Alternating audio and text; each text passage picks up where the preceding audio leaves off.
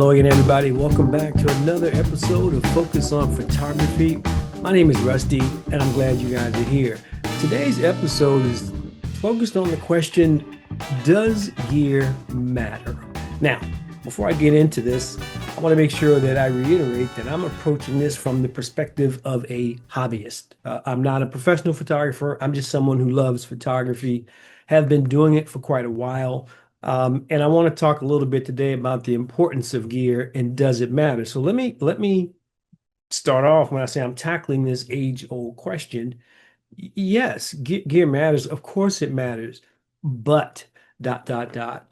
Um, it's very easy to end up going down a gear rabbit hole. So hopefully with this episode, we can talk about what's needed out the gate, what you need right away, maybe some of the things that you can wait a little while to get, and how to recognize when you may be chasing something that isn't going to help your photography, right? So yes, gear matters, but you don't need a lot of gear to get started as a photographer. And you don't have to break the bank, although there will be costs. This is not an inexpensive hobby. It's going to cost you money. But if you do it smartly, you won't have to break the bank. And that money, the money that you invest in your photography will carry you for years and years and years.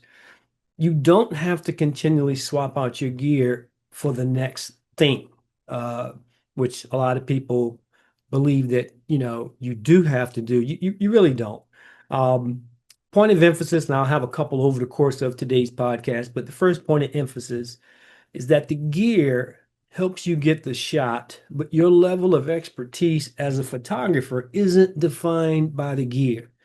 Let's take a look at that last part one more time, right? Your level of expertise as a photographer isn't defined by the gear. Next, all modern day cameras are really, really good. You have a lot of brand loyalists, no problem with that. I'm from the Sony ecosystem, but it doesn't make Sony any better than Nikon or Canon or Pentax or Fuji or any of those things.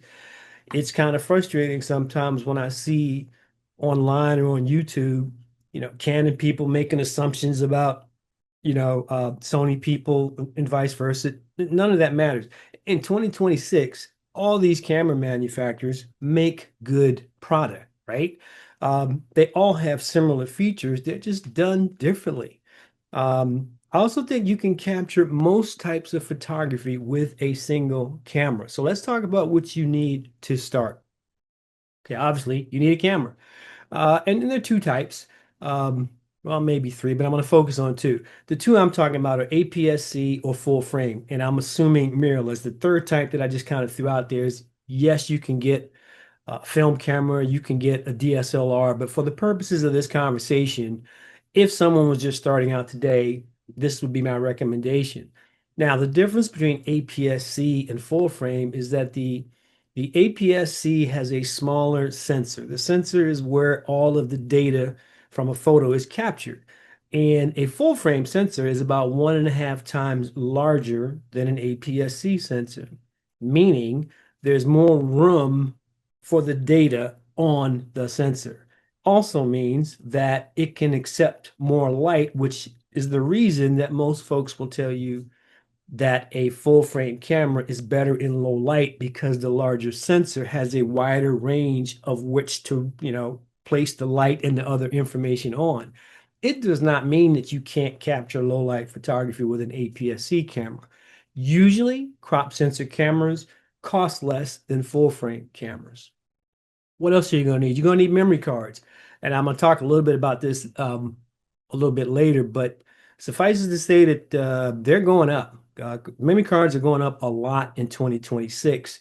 And I have a little snippet here that I'm going to read you from the interweb as to what's going on. And what it basically says is that memory cards, SD, micro SD, CF Express are significantly more expensive in 2026, primarily due to an acute shortage of NAND flash memory, NAND, driven by massive AI-related demand. More specifically, there's a huge boom in AI infrastructure across the world. And the rapid construction of AI data centers has created unprecedented demand for this type of flash memory, which leads to a shortage on the consumer side because all the memory manufacturers are chomping at the bit to make billions selling this memory to big AI data centers. So what does that mean for the hobbyist, for you and for me, and for any photographer, is that for memory cards, the prices are going up. And I put an asterisk here in my script to remind you that if you think you're going to need more memory cards than you already have, regardless of how many you have today, uh, you need to get them now. This is not something that's going away anytime soon. I would suspect that the prices a year from now are going to be higher than they are today. But back to the point of today's podcast, you will need memory cards. You also need at least one lens. And if it's my recommendation, preferably a zoom lens, because you have greater range of things that you can shoot if you're only going to have one lens. You're going to need a camera bag or backpack, but something to carry that camera in. You're also going to need a PC, a laptop, or a tablet, and you should already have one of those anyway. Some place to store the images that you're going to shoot. I have an example for you. Many years ago, I went for a degree in photography, which, by the way, not many schools offer them anymore. And here in Northern Virginia, they had a hybrid system where you would start off doing the first 2 years at the community college level, Northern Virginia Community College, and then you could merge into a 4-year school, same program. You just move those credits over to a 4-year school like George Mason or VCU. And when I started, obviously, the first course was called Photography 101. And in the course description, it said, these are the things to bring. Like it's describing what we're going to do in this course and things of that nature. And the assumption is you don't have a lot of experience in photography. Having experience as a photographer wasn't even a prereq, but they had a section of what we're going to cover, another section that talked about what to bring. In the what to bring section, they were very specific. One camera and one lens, again, preferably a zoom and a notebook. And the reason that this was, a requirement, mind you, and this goes back to 2012 when I took the 101 course, is that Northern Virginia Community College had learned over the years that new students were bringing way too much gear. Big camera bags with more than one body, zoom lenses, prime lenses, flashes, all of this stuff that wasn't needed. And more times than not, they didn't know how to use these things. But there was this whole sense of if I buy a lot of stuff and bring it, it's going to make me a better photographer. Not really true. Those three things, right? Camera, lens, notebook. In the first semester, we had a lot of different photography projects. Mind you, a semester is 16 weeks. And for that first semester, we had to use the same lens, probably the same camera, but definitely the same lens for the entire semester, no matter what the project was. And I guarantee you, at the end of that 16-week semester, we were all extremely familiar with our respective cameras, and we knew how to get the most out of that single lens because whether or not it was macro photography, portrait photography, sports photography, night photography, whatever it was, you had to use that same lens. The idea was that if you were only using one camera and one lens for every type of photography, you would learn the strengths and weaknesses of that system. But you're going to come out of that 16-week period being extremely familiar with your gear. Let's talk about optional gear. And these are some things that you could use, but you may be able to wait on depending upon where you are in your photography journey. I would say a tripod, more lenses, different types of lenses. Flash, if you're going to do some type of flash photography, we're not talking about the pop-up photography on your camera. So speed light or strobe, which leads into modifiers, soft boxes, and ultimately some form of editing software, a software editing package. A key point here, this is another point of emphasis to bring out, is that as you grow, your photography will dictate the new gear that you need. For example, macro photography, wildlife photography, sports, portraiture, etc. When your current camera or lens can't do the things you need it to do, you then purchase the next thing that gets you where you need to be, whether that's lenses or going from a APS-C to a full frame or going from speed lights to strobes. And I have a really good example of that. Good friend of mine, LB, has been a photographer for a while, but primarily sports, and then within sports, primarily golf. And like most photographers, over time, he has grown his repertoire of things that he likes to photograph, and now he does a lot with bird photography. And he recognized that as he started photographing birds and trying to capture their wings in, freezing them in flight, his camera couldn't get that done. And it wasn't because he couldn't dial in the right shutter speed. He could, but it was because the entry level camera that he had a limited burst mode. So his drive to take better bird pictures led him to buy a different camera. And what he ended up getting at that point was he went from an APS-C cancer, an APS-C. He went from an APS-C camera in the Canon ecosystem to now, I believe it's the Canon R6 Mark III, which is a full frame Canon camera. This new camera, if I'm not mistaken, has a burst rate of up to 40 frames a second. And I've seen some of his new bird photography and they look amazing. And then, as a side note, right, like we talked about him being a golf photographer, now he's doing other sports as well. And that fast burst rate is helping him in those areas as well, like with, high school and college basketball.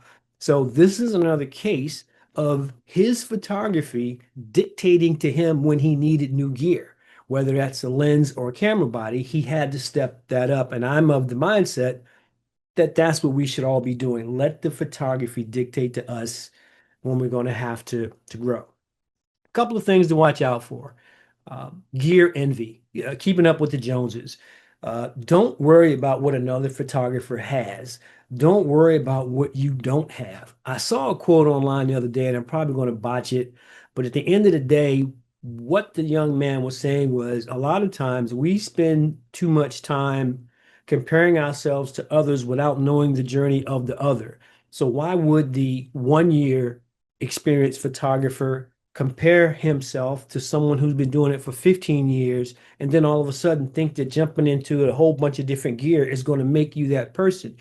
You don't know them. You don't know their journey. You don't know what they had to do to get to that level of experience at the 15-year point. So gear envy tends to come from watching somebody else and seeing what they have and saying, oh, if I had that, I would be a better photographer. So watch out for that. Watch out for the constant barrage of camera model upgrades. This is intentional and it's by the manufacturers because they make more money with that. Okay, totally get that. But we don't have to buy the next iteration of camera, Mark II, Mark III, whatever, every time it comes out. So be mindful of that. I would also caution you to be mindful of certain buzzwords and phrases. Oh, bokeh is the king, and to get this certain kind of bokeh, you need this such and such, this or that. Prosumer, you want to be a really good prosumer, then you also have to have, A, B, C, or D. Um, Terms like best ever, and then you'll see that there's a heavy emphasis on shooting wide open. So if you don't have the latest lens that can shoot at f1.2 or 1.4, you're going to be behind. You won't. Those apertures are really good, yes, but they are not required. Let's talk about pricing for a little bit.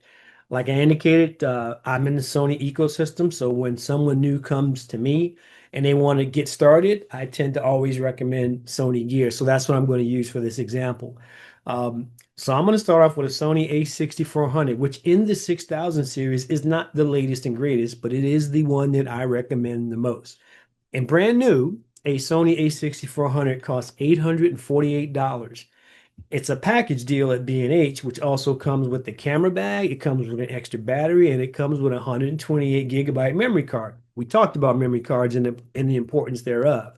So for under $900, you're on your way. You do not have a lens there. This is just the body. Used, that same A6400 comes in today at about $711. That's no bag, no extra battery, no memory card. This A6400 is an APS-C camera. So we talked about that, right? It's a crop sensor camera, but it has a whopping 24.5 megapixel sensor, which is really good. It has custom buttons that you can set, all types of memory features to help you with your photography. It has auto eye focus. It has subject tracking. And it's an amazing 4K 30 video camera. And that's actually how I ended up in that ecosystem. So, years ago, before I even got into mirrorless, I had a DSLR, the Sony A99 Mark II, great photography camera. I was using it for video as well, and I noticed a problem. As I grew in the podcast world, in some shows, we would take multiple episodes in a single day, even though they'd be released later on throughout the year. And the A99 II would shut down at the 28-minute mark. The video was good, but at 28 minutes, that camera would shut down. It would be extremely hot. So if I was shooting multiple episodes when the episode ended and before the next one started, I would have to take that camera over to the back drawer where I would have the back door open, let a breeze come in, and have the camera sitting on a stand. It was hot to the touch just so it could cool down. So I knew I wanted to do more long form video and filming more podcasts. So I started research to find out what is a good camera for video. And that's what led me, I should say, to the Sony A6400. And it is an amazing video camera for what I do. And the reason I say that is, yes, it gives you 4K 30 video, but it does not give you 4K 60 or 4K 120. And if that's important to you, this won't be the camera for you. But just starting out the gate, for me, 4K 30 was perfect. And to this day, that's what I still shoot. I shoot all of my videos. I mean, I'm on a webcam for the podcast, but when I'm doing other shows, I use the A6400. This particular one that I'm holding in my hand, I bought in 2020, and I still use it every single week to capture good video. Another benefit of the A6400 is it shoots 11 frames a second in burst mode. And just as a point of reference, like I told you, this thing new today is under $850. My EDC or my everyday carry is called the Sony A7R5, which is a full frame. It's a full frame camera, 67 megapixel beast. I love it. But that everyday carry has a burst rate of 10 frames a second. So this smaller APS-C camera that costs two-thirds less than the A7R5 has a faster burst rate. A couple of lenses I would recommend. I'll bring this one up. Is it this one? Yeah, this is the right one. So I have two. On this one, this is the Sony Zeiss 16 to 70 lens. It is an f4 lens, right? So it doesn't go down to 2.8. So going back to what we talked about before, fundamentals of photography, the difference between 2.8 and 4 is a full stop of light. You could do a lot of things with f2.8. Not gonna debate that, but you don't need an f2.8 to start. This f4 lens at 16 to 70 is an amazing zoom. If you want to talk about the price of that, you're looking at $800 new, 400, yeah, $800 new, $400 used. Mine, by the way, is used. Then there's another one. By the way, you see I have a second A6400. First one, like I said, bought in 2020. In 2023, Sony introduced the A6700, which was the new flagship for the 6000 series. And instead of jumping to that, I went and got a second A6400 because the price came down. That's how good I really think these cameras are. And with this one, I have a variable aperture f3.5 to 5.6. This is the 18 to 135 zoom, which in a full frame camera is the equivalent of like 24 to 200. Great zoom. Talk about the price of this one. Very similar to the 16 to 70. This is also $800 new, but $450 used. And again, mine is used. The other thing that you'd have to buy today, like we talked about the memory cards, at the time of this recording, a SanDisk 120 gigabyte Extreme Pro can start off at $120 and go up to $880. That's for 128 gigabyte. It's insane. Um, on my photography YouTube channel, I did a video at the turn of the year, talked about what was in my bag, and at the end of that video, I talked about if I could only have one camera of all the cameras that I have, what would I choose? And it would be this APS-C A6400 because it's versatile enough to do everything that I need. Again, I bought it for video, but then backed into the fact that it's a great photography camera with an amazingly fast burst mode. Only has one card slot in it, and you need more batteries because the battery is small, but it's a whale of a camera. I have recommended it to several new photographers. My primary camera, the Sony A6, the Sony A7R5, my DSLR, the Sony A99 Mark II that I use all the time, both of those I bought used and I still use them today. So as you start going through the pricing model, there are some things that you can get new. I did get, my A6400s both came in new, but you don't have to buy new. If I'm buying used, the places that I would consider would be B&H Photo, Adorama, or KEH. The reason is they have a nice rating system. So say 1 to 10, you would never buy a 1, but a 10 is like new. I have purchased used. I have actually sold gear to them as well, but that's not what we're talking about. We're talking about if you're going to buy, you're going to buy your first camera or an additional camera. If you're going to go used, B&H, Adorama, or KEH for used are very good. If you're going to go new, I would use those same three, but then I would also add in Best Buy or a big box store. They do a good job. For new, I would stay away from Amazon, and from used, I would stay away from eBay. In both cases, it's because the price may be attractive, but can you return it? No. Do you get a warranty? More times than not, no. And you don't know the source of that camera. You may be getting a model that's coming from a different country that doesn't have the firmware for this country and things of that nature. So if you go with B&H, Adorama, and KEH for your used, and B&H, Adorama, Best Buy, and Box Store for your new, I think you'll be just fine. The other point of emphasis that I'm going to make now is that an average camera with an exceptional lens is better than a great camera with an average lens, right? So if you get to the point where you're debating between the camera and the lens, always put your best money on the lens. A really good lens can make an image from an average camera shine. But if you have a really good camera, but your lens is crap, there's nothing that that camera can do to adjust the quality of that image that it's going to look any better. So keep that in mind. It's easy to get caught up in what we call gas mode, gear acquisition syndrome. Oh, that's what gas means, right? So we talked about it a little bit earlier. If you spend more time paying attention to what other photographers have, either in person or online, than you do just going out there and shooting, you have gas. The final point of emphasis for this podcast is that photography isn't an inexpensive hobby at all. Just the one I showed you today to start out, if you go with the used models that I just gave you, that's $1,300 just for the bare minimum on the APS-C side.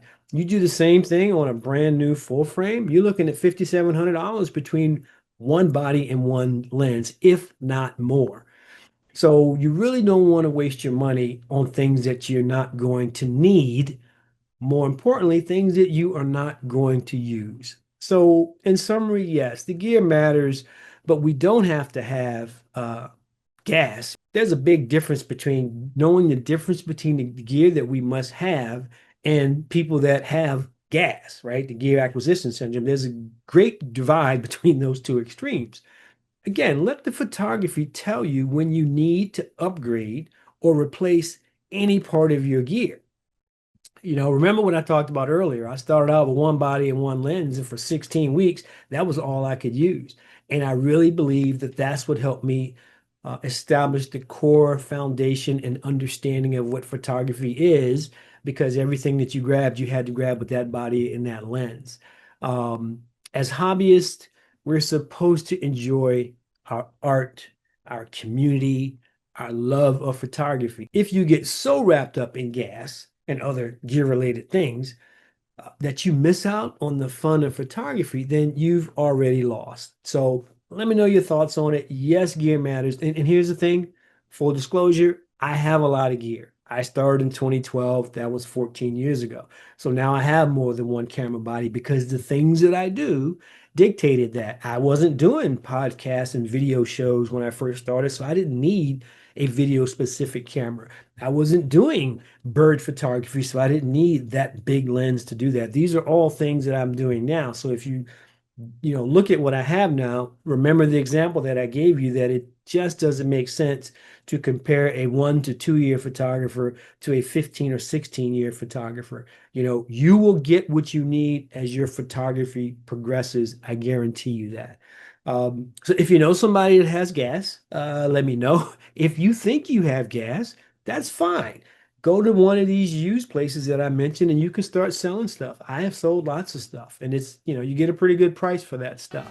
And then lastly, I would say this: take stock of the gear that you do have and use it until it doesn't benefit you anymore. Use that one camera, whether it's a DSLR or mirrorless, whether it's an APS-C or full frame, whether you have one lens or three lenses. Use that until you can't use it anymore, and I guarantee you're going to have some of the best images ever. That's it for the podcast this week. Thanks for listening, and if you are watching on either Spotify or YouTube, thanks for watching there as well. I really do enjoy this new thing, and just talking about the focus of photography with the focus on photography. And if our focus is on photography, we can have many more conversations just like this. I hope your photography journey is going well. I look forward to talking to you guys on the next one. Take care. Bye-bye.